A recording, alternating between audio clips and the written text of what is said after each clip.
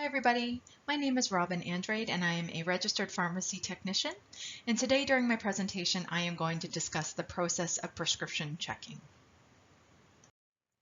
A little bit about me. I am a registered pharmacy technician, like I said. I've been in the industry for quite a long time, but registered for 10 years. And I'm also a current student at Brock University of completing an adult education degree. And hopefully after my degree is complete, I can achieve my master's soon after. I am a professional practice instructor at the University of Waterloo, and that is in Canada. So I know that today some of you are watching from the United States and some of you are in Canada, and I know that there might be a little bit of differences between what we can perform in Canada versus the US, but I still hope that you find the information beneficial if you are not able to practice the way that we are in Canada or vice versa. There are some important takeaways that you can use from this presentation today, even though you might not be able to use them all right away. So let's get started. The learning objectives for this presentation are as follows. We're going to list the critical elements of an 8-point check on a prescription. We're going to investigate the consequences of a prescription that was incorrectly verified. And we're going to create a prescription checking process that successfully identifies with the individual verifying the prescription. So I do want to talk a little bit about learning objective 3. So when we are creating a process, this does take a lot of time. It's not something that we can come up with quickly on the spot. The process comes with checking prescriptions over and over and over again. You'll find that your process might also not be static. You might find that you want to change it up depending on the kind of prescription that you're checking, or you might find with time that you've gotten faster at it and you've learned different techniques to utilize along the way. So when I talk about creating a process, I am going to identify the objectives that need to be within the process for us to check a prescription. So the process will come later, but I'm happy to get you started on that path to a process today. So let's talk a little bit about what prescription checking is. Prescription checking is a process followed to confirm prescriptions are accurate and safe for release to the patient. By checking in a logistical process, we can confirm all aspects of the prescription are then correct. So let's talk a little bit about those first 2 points. When I first started in pharmacy, I was a very, very nervous technician. I was not feeling like my skills were in a place that I could feel confident enough when I went home at night, not being worried about the prescriptions I prepared the day that I was working.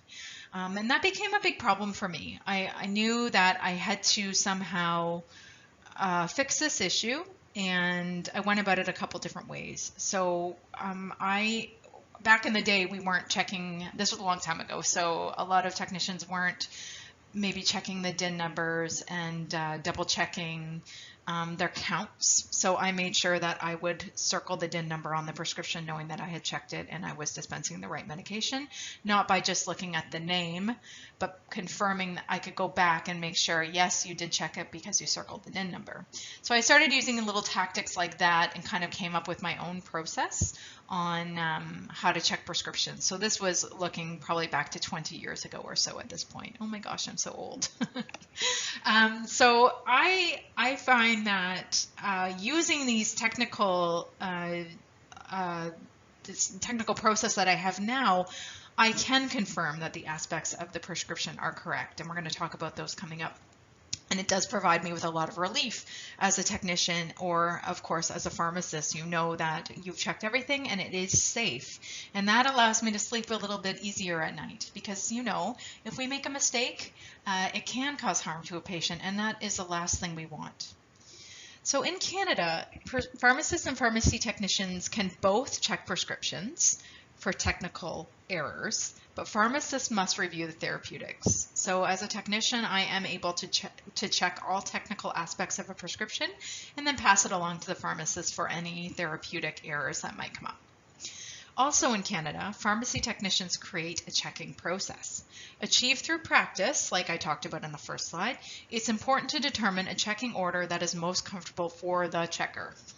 That's the use of the word checking a lot in one sentence, but to get the point across again, it has to be comfortable for you. So you can go in any order that you want to when I do talk about the 8 steps. And come up with your own system, but it's important to recognize what the things are that you're looking for. So what is required on a prescription in Canada? We are all familiar with this, but if you do want to review it, please copy the link into your browser and take a look about what is required on a prescription in Canada. This is from the Ontario College of Pharmacists. I am specifically located in Ontario, and each province does have their own rules and regulations in terms of prescriptions. So I'm going to look at a couple slides that talk about medication errors and incidents of medication errors, what they are and why they happen. But first I want to talk about the AIMS program. The AIMS program is something that was started by the Ontario College of Pharmacists, and it stands for the Assurance and Improvement in Medication Safety. The program is a standardized medication safety program that supports continuous quality improvement and puts in place a mandatory consistent standard for medication safety for all pharmacies in the province. So this is looking at the Ontario province. Its goal is to reduce the risk of patient harm caused by medication incidents involving Ontario pharmacies. So let's determine the difference between an incident and a near miss. We can see that on our little pie graph here, that there were 54% of near misses in 2019, and this data was captured by the AIMS program. So in Ontario, there were 54% of near misses. A near miss is any event that could have led to inappropriate medication use or patient harm, but was intercepted before reaching the patient. So this is something that was potentially caught by the registered technician or the pharmacist upon checking the medications. And there was 46% of incidents in Ontario in 2019. So this incident wasn't when the medication actually reached the patient.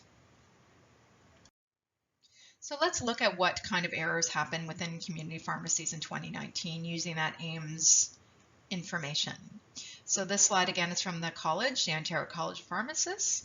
And how these errors are captured is that community pharmacies have access to a platform called PharmaPod. And PharmaPod is an error reporting system.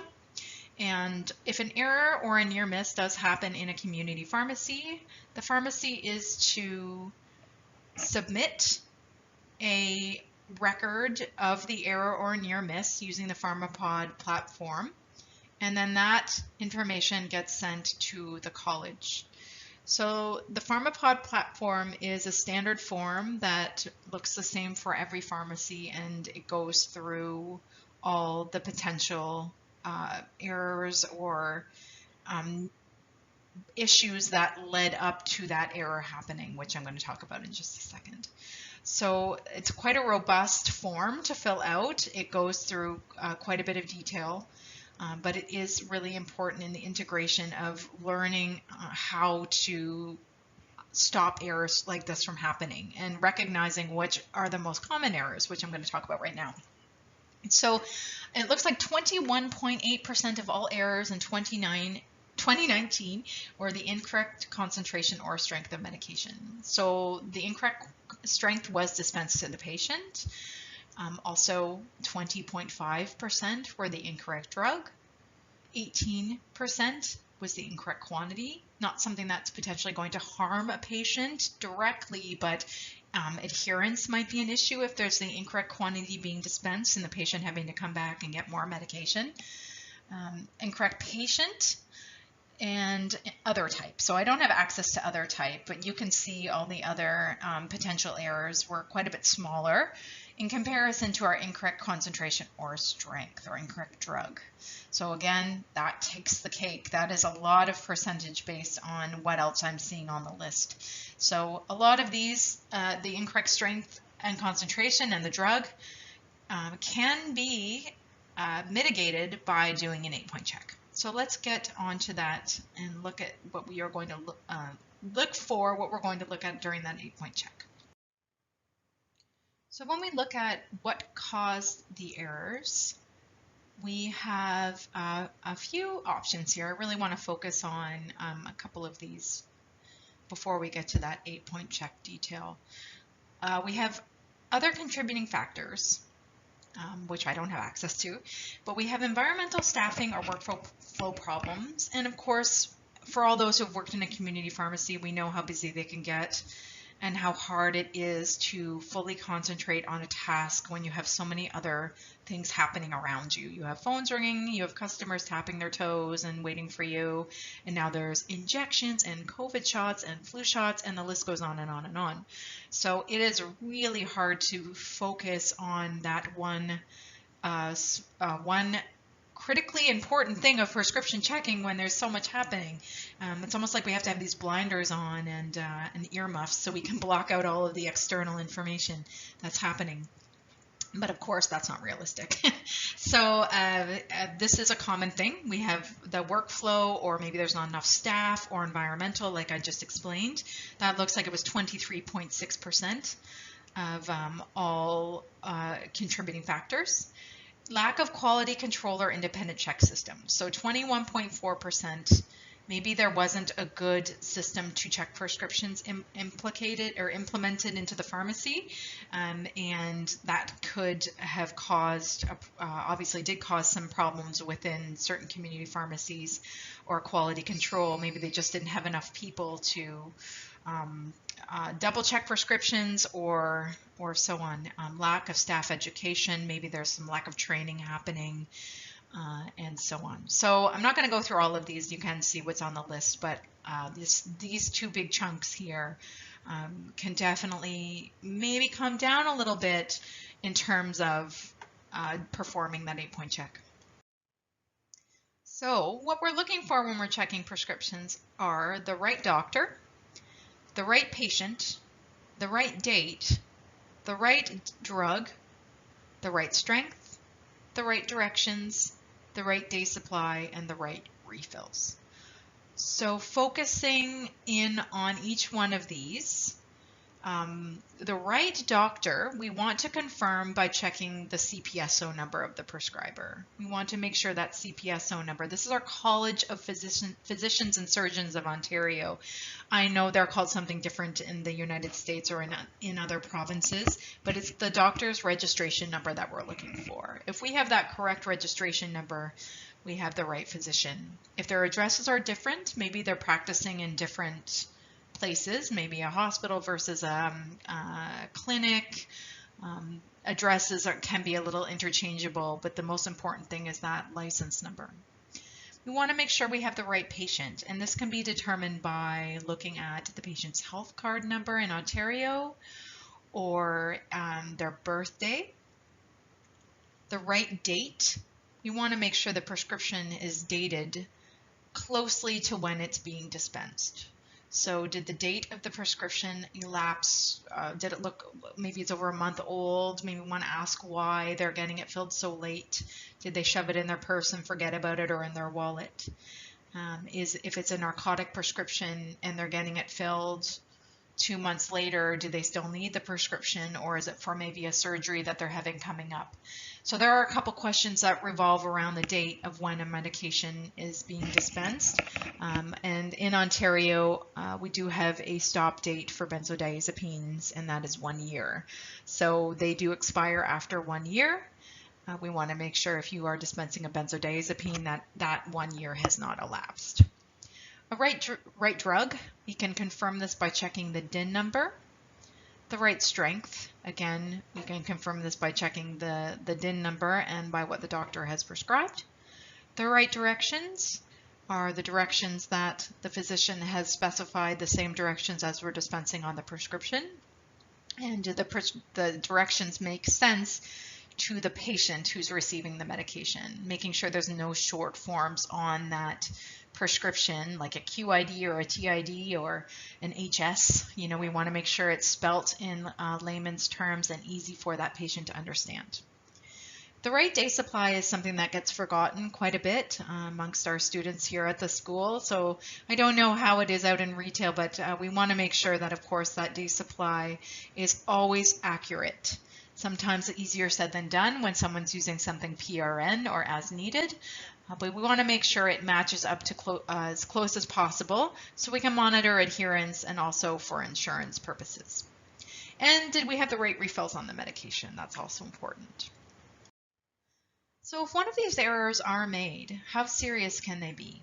And I've put them into two columns for this presentation. So they may harm a patient and they may not harm a patient. So an error that may harm a patient would be the incorrect patient. If we dispense the medication to the wrong patient, it may interact with something the patient is taking and we're looking at the wrong patient profile on the system. So we're not recognizing what that patient is actually taking. The incorrect drug, the incorrect strength, or the incorrect directions. The incorrect drug, of course, if we get clonazepam mixed up with cyclobenzaprine or something of the 2 C's, that can cause a reaction in a patient and side effects that they weren't looking for. Incorrect strength, maybe the dose will be too low or too high. And the incorrect directions, if we put the wrong directions on the label, it can cause, again, maybe too low of a dose or too high of a dose, and the patient's taking it incorrectly. So may not harm a patient: incorrect doctor, incorrect date, incorrect day supply, or incorrect refills. While these are not as serious as the ones on the left, we still want to make sure that all of our data entry is accurate. Of course, if something like a day supply, like I talked about insurance in the previous slide, if our day supply is incorrect, and we try to bill this insurance again, the insurance will maybe say, this is too early, we can't get it filled. And we've realized then we've made a date on the original day supply, and now the patient has to pay for it and submit it. So they can be cumbersome errors and data entry errors that can be kind of annoying to have to deal with if they're made. So we try to avoid these at all costs, and they should be fixed when they're caught. So if it is the incorrect refills, don't just leave it till later. There's always too much going on. So it's best to just fix it at that point so the patient has the right information on their vial, says the right number of refills, and there's no complications, and that error is then fixed and we've moved forward from it. So let's look at a couple prescriptions together. So prescription 1, what is missing from this prescription? Like I said, we are in Ontario and we're in Canada, so there might be some differences in the prescriptions you see in your provinces or in your in the states that you're working in. So from here, we've got our patient name, our date of birth, and our health card number. So that's good. And we have our address. We're missing a phone number, so we want to make sure we get the phone number from the patient. And also, here's our prescription. So we've got everything here that we need. We have our Lipitor 10 milligram, take 1 tablet daily, and we're sending 90 tablets. And the doctor here has written for 4 refills. So we want to have the doctor's signature, and I wrote this prescription in November 19th, so if you're looking at this like a year later, I do recognize that there is a date on it, and it might be old to some of you. We do have a doctor here, but we need his address, we need his phone number, and we have his license number, but we need more information than that. So there should be a place on here that includes the doctor's information. So here are all the details of the prescription that we require. So all the legal things are here, including the doctor, and here's the CPSO number, so we can check off that CPSO number and confirm that we have the right physician. And we've got our patient, we have our birthday, and our health card number. Again, we can use all of these identifiers to confirm that we do have the right patient when entering the prescription into your dispensing software system. We have the date of the prescription, when was it written by the doctor. We have the drug and the strength. We have the instructions or the SIG, the directions, how many we're sending, and the refills. And the doctor has signed it at the bottom. So when we look at our 8-point check and we integrate it into this prescription, we have our doctor, which is 1, our patient, which is 2, the date of the prescription, which is 3, the drug, which is 4, the strength, which is 5, the sig, which is 6, and the quantity, which is 7, and the refills, again, which is 8, and we included our day supply in there as well. The day supply, of course, only shows up on the hard copy after we've dispensed it to the patient. So, what are some consequences of an incorrectly dispensed prescription? So, we have an incorrect doctor, correspondence, follow-up, refill requests, and professionalism are all consequences of entering in a wrong prescriber. If we need to ask the doctor questions about the medication and we've entered the wrong doctor in, that doctor is not going to know who we're talking about. And then, of course, our professionalism might be diminished a little bit because the doctor's confused, of course, and it doesn't look very highly on our profession if we confuse our patients. If we need to follow up or request any refills, we want to make sure that the correct physician's getting them as well. The incorrect patient. We looked at the incorrect patient. We have a whole gamut of things that can happen if we choose the wrong one. So, do we have the right medication interactions if we're looking at the wrong patient profile? Most likely not. Loss of patient confidence. The correct patient does not receive their medication. So the loss of patient confidence is a big one because people talk. If one patient says, oh, my pharmacist made a mistake, and maybe we didn't rectify it very well, maybe we didn't sit them down and explain the error and how the error took place, and we just said, oops, we made a mistake, sorry about that. And that's, again, not really saying sorry. You know, we want to sit down with our patient if we've made an error and chat with them about, again, why it happened, and really apologize in a manner that's going to make them feel appreciated and they can recognize that maybe it won't happen again. But patients talk to each other. So they might have a friend, then a friend, and they tell that friend that that pharmacy made a mistake, and then so on. And this can look really, really badly on the business itself. And then our correct patient is not going to receive the medication. So if the correct patient doesn't receive the medication, again, they are not getting their condition treated. So this is, again, a major issue. So incorrect date. How old is the prescription? Is it being filled too late? Is expired? Is a narcotic or a duration of an antibiotic or antiviral? So if we have the incorrect date on a prescription, so meaning if the date is too old and it's been filled too late, do they really need this medication, or did it treat what they needed them to do if it's late? So if they're getting an antibiotic for a respiratory infection and they get it filled a week after they've seen the patient or the doctor, either it's going to be worse off now, or maybe, I doubt it, but it's maybe cleared up on its own, but maybe they didn't get the therapy that they need, and now they're even more sick. So we need to make sure that that was more on the patient side. But as a pharmacist, you have to double check the medication and inquire why they're waiting to get it filled. If it's filled too late, are they requiring blood work again? If it's for cholesterol medication and they need to get blood work done every once in a while, do we have to send them for blood work before we can fill this prescription because it's 6 months old? So there's a whole bunch of scenarios that can happen if the date isn't close to the date that the doctor wrote it. The incorrect drug can, of course, cause death, medication interactions, and unnecessary side effects. So that goes without saying. This is one of, I mean, all errors are bad, but for someone to get the incorrect drug, that is a substantially bad error, and as we saw in the AAPT tale, something that happens quite often. Our patient can die, they can end up in the hospital. There can be unnecessary interactions and side effects they can feel from having the wrong medication. The incorrect strength They could have a subtherapeutic dose or a supertherapeutic, meaning that it's too low or too high of a dose. Incorrect directions. If we give the patient the wrong directions, it might be the incorrect dose, the incorrect time of day. As we know, some medications are really critical to take at certain times of day. We don't want to take a furosemide tablet at bedtime, so we want to make sure they know to take it at the right time of day. The incorrect application or administration.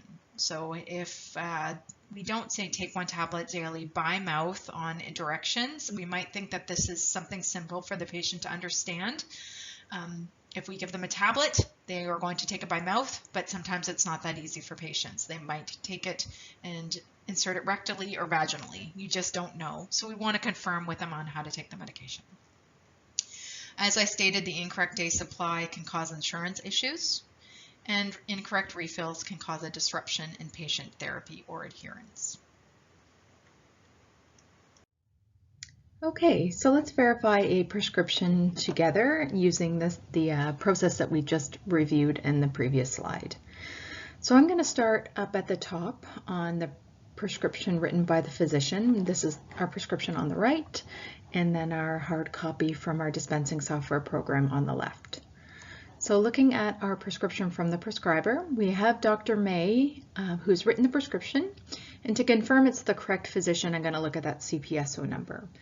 So just as a warning, there is an error in this prescription, so let's see if we can figure out what it is. But it isn't the prescriber because we've got the right CPSO number and the right address. So everything that is important on the dispensing software hard copy is bolded. So it makes it a little bit easier to read since there is so much information here. So I'm just going to get out my pointer. And looking at Dr. May, we've got his CPSO number right here, 45789. Dr. May shows up right here. So there's his address, his phone number, and his ID, which is 45789. Sorry about the wonky highlighting, but I'm using my right hand while I do this. So next up, we've got our patient name, and our identifier for Manal would be her name, her birthday, and her health card number. So Manal is right here, and her name is at the top. And we have her address, and her birthday shows up over here. So sometimes we have differences in Canada and the US in regards to date, whether it's month, day, year, or day, month, year. But we are going to use day, month, year for this prescription today. So we've got August 3rd, 1966. And we can see here that the doctor's written for Manal, and her birthday is August 3rd, 1966. Her health card number in Ontario would be Ontario Drug Benefits or health card. This number is specific to each individual who owns one. There are no repeat numbers. If we were to bill through the Ontario Drug Benefits program, this number would then show up on this prescription. But since we're not billing through to this program to insurance today, that's why you don't see it on the prescription itself. So using that birthday, we can tell that we have the right patient. Moving along, we have our date of our prescription. This was a prescription I used in a class in 2020, so I apologize for the old date, but we can see from the doctor's prescription and to the pharmacy dispense date, which is right here, it's August 1st or April 1st, 2020. So no concerns with the date. Moving along to the drug itself and the quantity, we've got omeprazole 20 milligrams is our drug, and that is being dispensed as omeprazole 20 milligrams and 30 capsules. We can see 30 capsules are here. I don't have the bottle in front of me for the use of this presentation, but then I would go ahead and check the DIN number, which is bolded right here. Wow, that's messy. 022450558. So I would want to confirm that I indeed have the correct DIN number. And if I do, then I know that I have the right drug. There's no refills on this prescription. Our refills show up at the bottom right under remaining, or REM, remaining quantity is 0. If this was a 1, then our authorized quantity would be a 60. shouldn't even attempt to write a 60, but since we don't have any refills, then it stays as 30 capsules only. So our directions are take 1 capsule once daily by mouth, and we can see here the doctor's written 1 capsule once daily, 1 capsule once daily. Great. So everything looks good. The doctor has signed it at the bottom. And the last thing we need to check is that day supply. It is easy to forget the day supply because there's nothing on the physician hard copy to remind us to check that day supply. It has to be embedded into our process.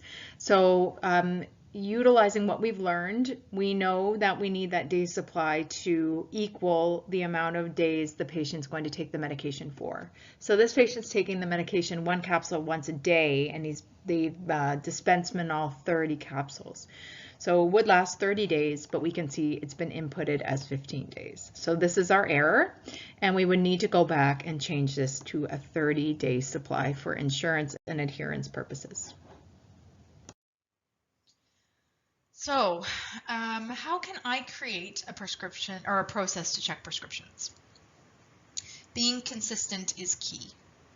It is up to you as a pharmacy technician or a pharmacist to determine what is best for you and how to stay consistent. Consistency and practice of consistency is also a job. It's also something you have to work on. We can't be consistent if every day we're doing something different. So it is important to remember and think about how you want to check your prescriptions, how you want to start your process, and move forward from that point. And then your consistency will come. But again, it is an effort. It is a job. We have to work at becoming consistent. Although prescriptions may look different, the information is mandatory. So the 8 things that we discussed today are mandatory on a prescription. Every college has different requirements, and the ones that we discussed today are mandatory in Ontario. In the States or in the United States, it might be something different, but you have to know what things you're checking for. So if you don't have 8 points that you need to check for in the United States, maybe you have 6 or 7. You have to know those requirements. You have to know your 8 points. You have to verify all 8 points and check them off as you go. I know there's different systems out there. Some are checked on the computer and some are checked on paper. I learned on paper and that made it easier for me, but now I'm learning virtually, and I am learning how to check prescriptions on the computer itself. And it's actually not that bad. I was a little worried about how I was going to do a paperless system versus a paper system. And I actually quite like it. You're looking for the same things and you still are physically signing it. You're just doing it on the computer and checking off boxes on the Corel system versus actually checking it off by hand. So you are still doing that check off as you go. So if you're unsure, please check with the prescriber or the pharmacist. It is not going to look unprofessional if you ask. Don't be afraid to ask. I'd almost say the opposite, that it's more professional to ask versus wanting to stay quiet because maybe you're embarrassed and you think the question is simple. That's not the case. Please ask. It helps with confidence and it helps with communications between healthcare practitioners and also your team. So the team that you're working with within the pharmacy, ask them as many questions as you want. I always say the more questions, the better. So document if necessary. Always write down what you've done if you've had to change something. If you've had to adapt a prescription, we're not going into that. But if you've had to document a conversation about why a patient's only getting 30 tablets versus the 60 that has been written on the prescription, document everything so the person who is working after you, if they have any questions, it's easy for them to find. And also, I cannot express, take your time. It is more important to be accurate than fast. And I know in our fast-paced world, it is really easy to say that, and it's really hard to do it. But a patient can wait an extra 5 minutes for you to feel better about your job. It's okay to make them wait. It is okay to take your time, and it is okay to ask. So that being said, I'm going to conclude the presentation today. And if you have any questions, please feel free to contact me. I am always available for any questions, and I hope that this presentation has provided you with some guidance on how to continue checking prescriptions. Thanks very much, everybody.